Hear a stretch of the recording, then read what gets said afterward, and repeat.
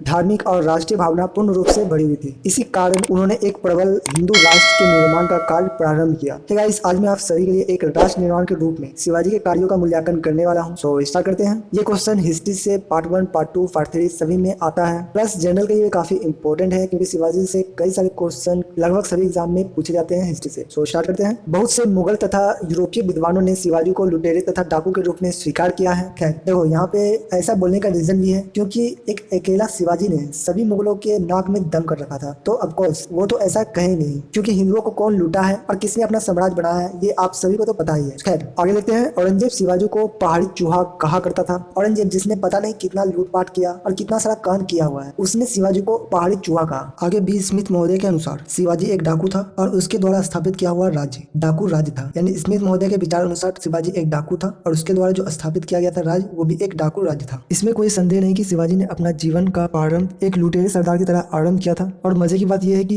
जीवन के अंतिम घड़ी तक अपने शत्रु को लूटता रहा। यानी कि लुटेरा तो था पर लोगों के लिए नहीं, बल्कि अपने शत्रु के लिए, ठीक है, अपने दुश्मन के लिए। ऐसा कहा जाता है कि उसने चौस वसूला। ये भी सच है कि अपनी आवश्यकताओं को पूरा करने के लिए शिवाजी ने ऐसा किया और बिना इसकी पूर्ति के उसके राष्ट्र निर्माण की योजना सफल नहीं हो सकती थी। उसकी लूटों के कारण उसकी शक्तियां में वृद्धि होती थी और उनके शत्रुओं की शक्ति में कमी होती थी। यानी कि शिवाजी जब लूटपाट करता था तो क्या होता था, उसकी शत्रुओं की शक्ति कम होती थी और शिवाजी की शक्ति बढ़ती थी। शिवाजी की कूटनीति कोई नई चीज नहीं थी। उन दिन मुगल बादशाह शाहजहां तथा सेनापति दक्षिण भारत में लूट का ही कार्य कर रहे थे। यानी कि उस समय जब शिवाजी थे उस समय मुगल बादशाह शाहजादे तथा सेनापति भी दक्षिण भारत को लूट का कार्य ही कर रहे थे। जहां मुगल बादशाह पेशकश की मांग कर रहे थे, वहीं शिवाजी की चौथ का मांग करना उचित ही था। शिवाजी ने अपने लूट की संपत्ति को भोग विलास में खर्च नहीं किया, बल्कि उसके द्वारा उन्होंने दक्षिण भारत में अपने शक्तिशाली शत्रुओं के बीच हिंदू राष्ट्र का निर्माण किया। यानी कि शिवाजी ने जो लूटपाट किया था वह अपने आप में खर्च नहीं किया, बल्कि उन्होंने दक्षिण भारत में शक्तिशाली शत्रुओं के बीच, यानी कि जो शक्तिशाली शत्रु था दक्षिण भारत में, उसके बीच हिंदू राष्ट्र का निर्माण करने में इन सभी संपत्ति को खर्च किया। उस समय के इतिहास के पन्नों को पलटने से पता चलता है कि उन्होंने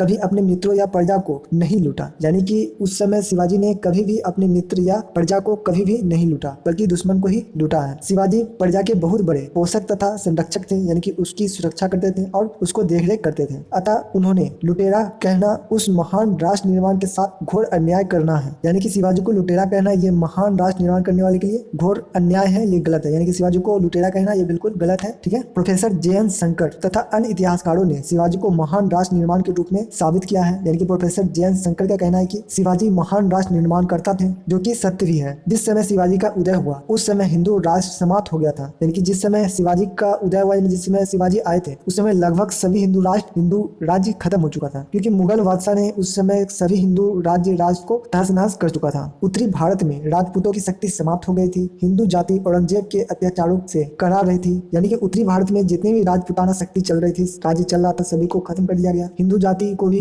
औरंगजेब ने कुचल डाला था, ठीक है। दक्षिण भारत में विजयनगर का हिंदू राज्य भी समाप्त हो चुका था। यानी कि दक्षिण भारत में जो विजयनगर राज्य था उसको भी लगभग समाप्त कर दिया था इसने, औरंगजेब ने। हालांकि महाराष्ट्र में धार्मिक तथा सांस्कृतिक एकता थी, किंतु राजनीतिक एकता प्रायः समाप्त हो चुकी थी। यानी कि महाराष्ट्र में धार्मिक और सांस्कृतिक एकता तो थी, पर राजनीतिक जो एकता थी वह लगभग समाप्त हो चुकी थी। मराठा सरदार इधर उधर फंसे हुए थे और मुगलों की सेवा में जागीरदार के रूप में संलग्न थे। यानी कि जो भी मराठा सरदार थे उस समय वो इधर उधर फंसे हुए थे और मुगलों की सेवा में जागीरदार के रूप में संलग्न थे, यानी कि लगे हुए थे सेवा करने में, किसके, मुगलों के। उसमें आत्मगौरव तथा जातीय अभिमान की भावना बिल्कुल नहीं था। यानी कि उसमें आत्मगौरव, यानी कि मैं कौन हूँ, मेरी जाति क्या है, इस सभी को वो भूल चुका था बिल्कुल एक, और मुगलों की सेवा में लगा हुआ था, उसे खुश करने की कोशिश कर रहा था। शिवाजी पहले मराठे थे जिसमें जाति, धर्म और राष्ट्रीय भावना पूर्ण रूप से भरी हुई थी। यानी कि शिवाजी के पास पहले ऐसे मराठे हैं जिसमें जाति को देखा, धर्म को देखा और राष्ट्रीय भावना तो बिल्कुल भरी हुई थी उसके अंदर। इसी कारण शिवाजी ने एक प्रबल हिंदू राष्ट्र के निर्माण का कार्य प्रारंभ किया। तो इसमें सबसे पहले शिवाजी ने